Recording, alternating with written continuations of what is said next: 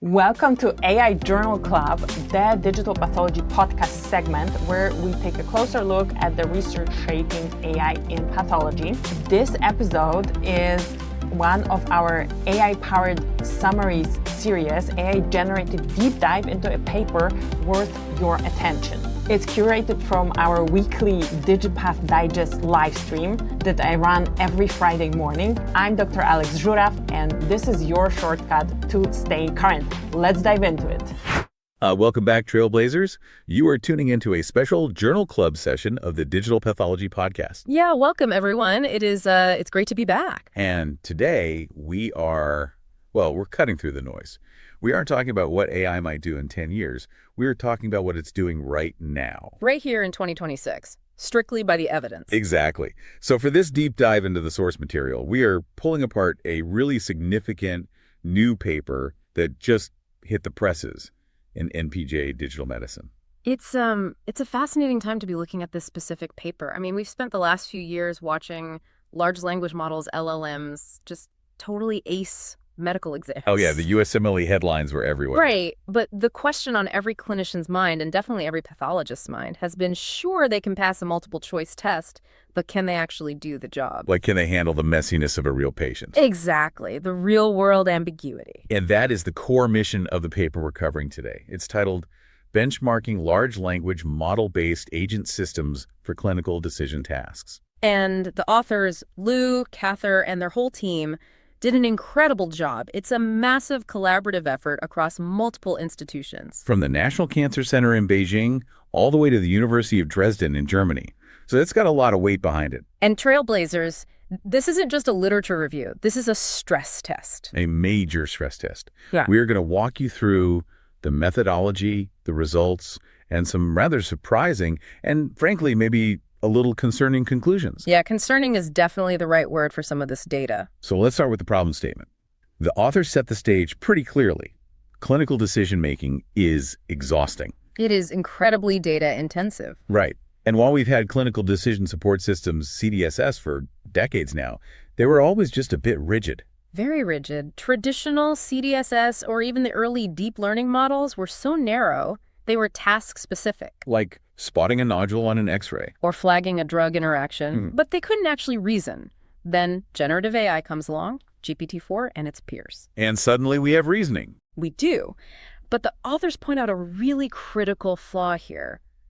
Accuracy in complex real-world simulations, where you have dialogue and missing information, it drops significantly. Yeah, off a cliff. Yeah, we are talking about accuracy rates dipping down to the 34 to 52% range when things get messy. Which is terrifying if you are the patient. Absolutely. So the industry shifted. We moved from asking a chatbot a question to building agents. And this is really the crux of the paper. It is. The shift from zero-shot LLMs to agentic AI. So Trailblazers, if you take one thing away from this intro, it's this shift. But let's unpack that, because I think a lot of us still use chatbot and agent interchangeably. All the time. So what is the fundamental difference between me just asking Llama for a medical question and me using an agentic system? Well, it's a massive architectural shift. When you ask a standard LLM a question, it basically just predicts the next word based on its training. Like an autocomplete on steroids. Right. It's a zero-shot attempt. Think of it like an improv actor. You shout a prompt and they just immediately start talking. No hesitation. None. They don't stop to think. They don't look anything up. They just go one and done. Okay, so it's entirely reactive. Precisely. Yeah. But an agent, specifically the ones tested here, like Manus or OpenManus, is an autonomous entity. It works in a loop. A loop. Yeah. It has a planner, an executor, and a verifier. Right. When you give it a problem, it doesn't just answer immediately. It pauses. It actually stops to think. It does. It thinks to itself, okay, to answer this, I need to check the reference ranges, then I need to look at the patient history, and maybe I need to run a calculation. So it's not just talking. It's thinking about how to think. Yes. It creates a plan. And this is crucial for the study. It can invoke tools. Like external tools. Exactly. The agents in this paper could browse the web. They could execute Python code to run statistics. They could read or edit text files. Wow. They function much more like a human resident, gathering data, analyzing it, and then making a decision, rather than just blurting out an answer based on memorized patterns. So the hypothesis going into this is that if we give the AI these tools and this agentic freedom, The ability to Google things and run code. right, it should absolutely crush the standard dumb LLMs in clinical tasks. That was the hypothesis. Give it hands and it will build a house, essentially. And Liu and Cather set up a very rigorous battleground to test this. They really did. They didn't just give it a multiple choice test. They used 3 distinct benchmarks that are honestly pretty clever. Very clever. Let's walk the listeners through those arenas. Because the first one, Agent Clinic, sounds less like a board exam and more like a video game simulation. It really is a simulation. Agent Clinic is a role-play environment. They have an AI playing the doctor, which is the agent being tested. Okay. But they also have an AI playing the patient, another AI playing the moderator, and even a measurement agent that holds the lab results. So the doctor agent actually has to interview the patient agent. Yes. Yeah, It has to literally ask, does it hurt when you breathe? Yeah. And the patient agent responds based on a hidden script. That is wild. It is. The doctor has to decide when to order a test, interpret the result, and eventually arrive at a diagnosis. And they used cases from the MedQA dataset and the MIM4V database for this. Now, why is the MIM4V part more important there? Because MedQA is textbook stuff, it's clean.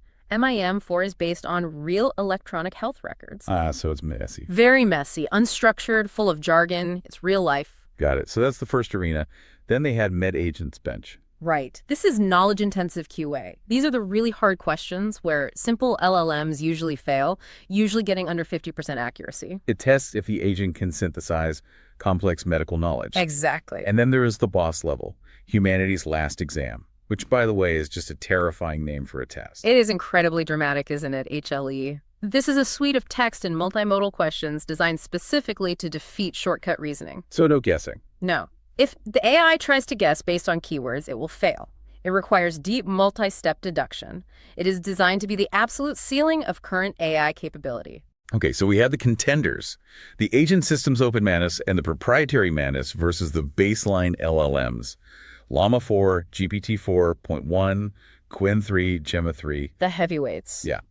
And I know you trailblazers are waiting for the verdict. Did the agents with all their web browsers and Python scripts just dominate the field? This is where it gets nuanced.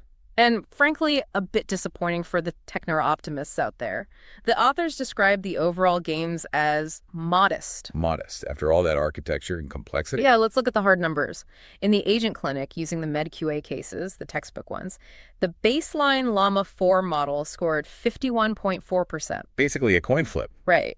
Now, the best performing agent, which was a customized version called OpenManus Medicist tool, scored 60.3%. Okay, so roughly a 9% bump. That is something. It's not nothing. It is something. Right. It's a statistically significant improvement over the baseline for that specific data set. But here's the reality check. Oh. When they moved to the MIME4 data set, the real-world, messy hospital data, the games just vanished. Completely. Pretty much. Llama 4 was at 24.0%, and the best OpenManus variant only hit 28.0%. Wait, 28%. 28%. That is surprisingly low for both sides.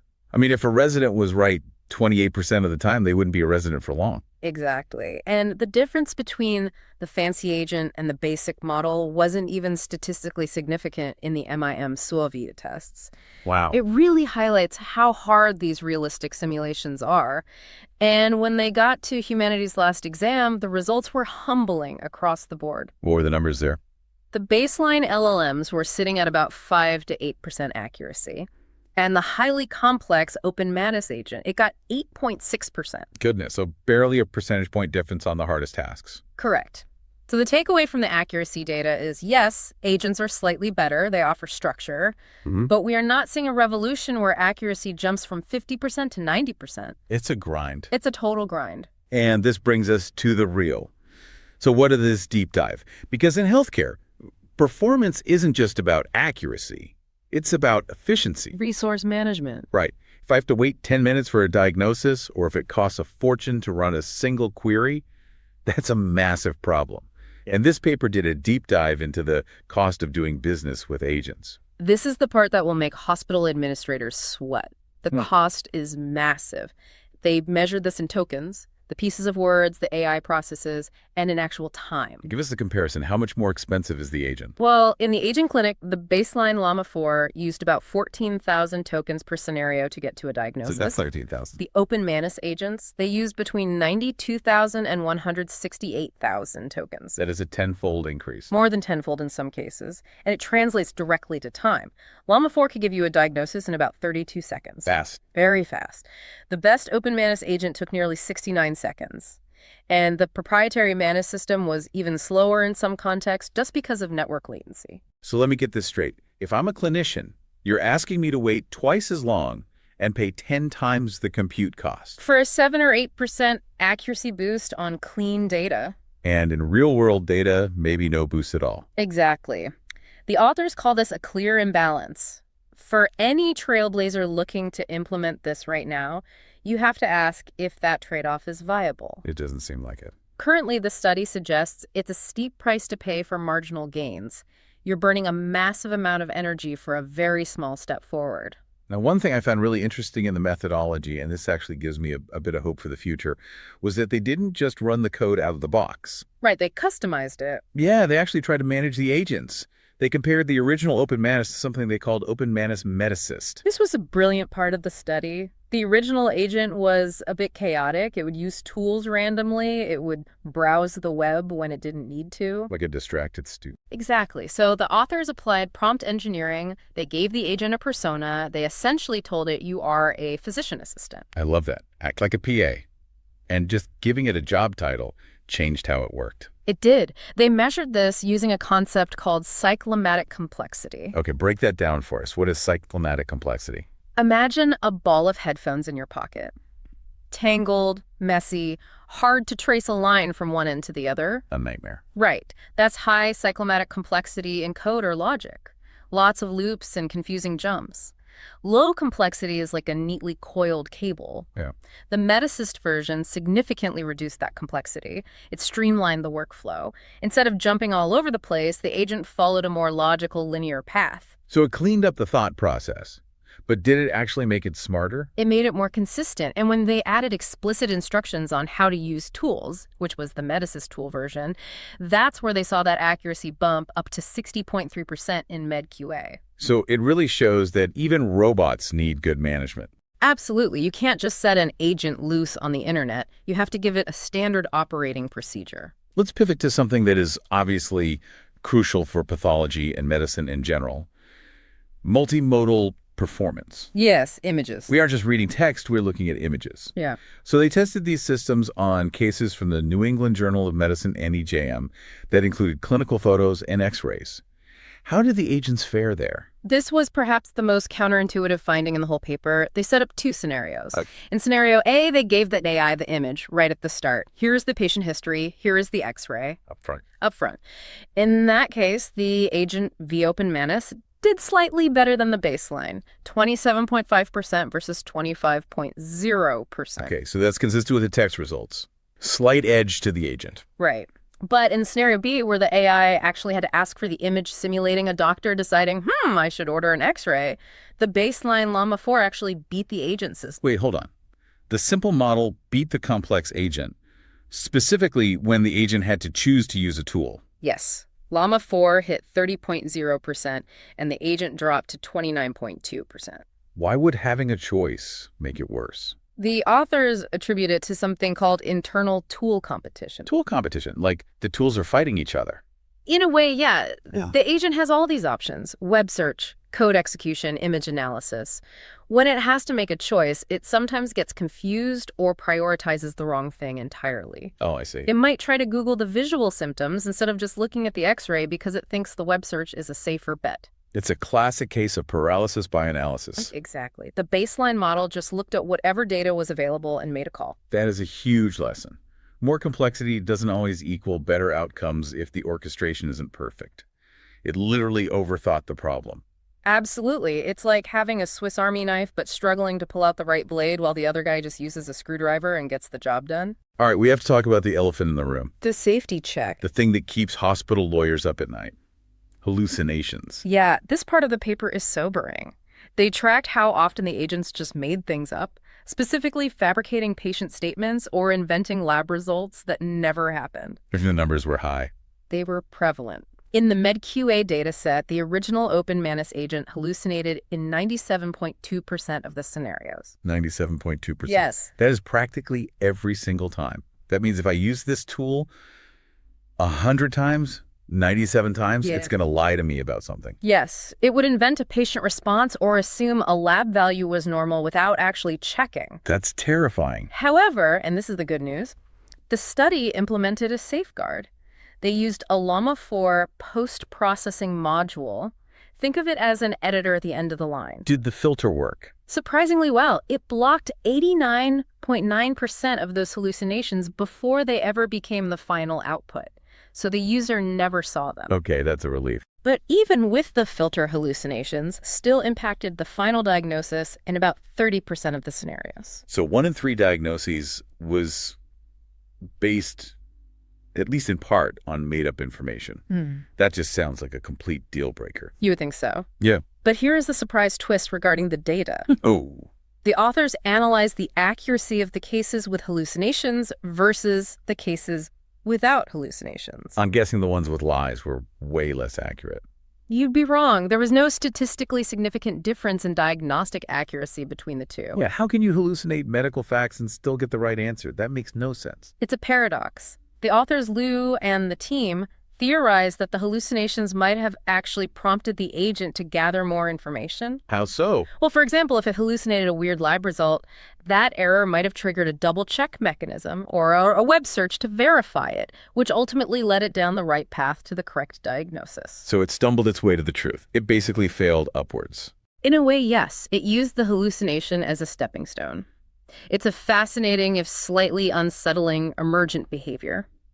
It suggests that the path to the right answer isn't always a straight line of truth for an AI. But we can't rely on that in a hospital?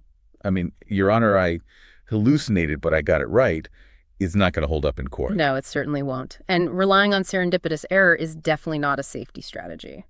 So let's bring this all together for our trailblazers listening. We've looked at the accuracy, the massive token usage, the workflow customization, and this wild hallucination issue. What is the final verdict from the authors? The synthesis from the paper is clear but very cautious. Agents offer a necessary structure. They allow for tool access and planning, which did lead to those small accuracy wins we discussed. Right. But as of 2026, the technology is currently too slow, too computationally expensive, and just too prone to hallucination for routine clinical deployment. It sounds like we're very much in the prototype phase. We have the concept car, but it's not ready for the highway. Exactly. The efficiency versus accuracy trade-off is the biggest hurdle. A 7% gain just isn't enough to justify the resource drain and the latency. Not at all. We need these systems to be faster and cheaper before they can sit on a doctor's desktop, and frankly, we need them to stop making things up, even if they eventually get the answer right. Because trust is the currency of healthcare. If I can't trust the data the agent is using, I just can't use the agent. Without a doubt. This has been an incredible breakdown of the reality of AI in 2026. It's not just magic, it's engineering, and it clearly has limits. And that's exactly why papers like this one in NPJ Digital Medicine are so important. They strip away the hype and give us the actual benchmarks. Yeah. It's not about will AI replace us? It's about, is this tool even worth the electricity it consumes right now? For all of you listening, I highly encourage you to pull up the full paper. Look at the workflow graphs. Seeing how the Medisys prompt cleaned up the decision tree, that visual of the cyclomatic complexity dropping, it's a literal masterclass in prompt engineering. Yeah. It really is visually striking to see the difference. We will leave you with a final thought to mull over. We talked about how hallucinations didn't drop accuracy because they maybe forced the AI to double-check itself. Right. It's a paradox. It makes you wonder, is creativity or error a necessary component of complex reasoning? I mean, in human learning, we learn by making mistakes. Does an AI need the freedom to be wrong in order to figure out how to be right? That is the ultimate question for the next generation of AI development. If we squash the hallucinations completely, do we also squash the reasoning capability? Keep thinking about that, trailblazers. Explore it on your own. Until next time, keep blazing trails. That's it for this AI Journal Club episode. If you want more like this, make sure you're subscribed to the Digital Pathology podcast. And come join us for the DigiPath Digest, our weekly live session. During these live streams, you can vote which paper becomes an AI deep dive. And if you're serious about digital pathology, grab my free book at digitalpathologyplace.com. This is the best place to start your digital pathology journey. Thank you so much for listening, and I'll talk to you in the next episode.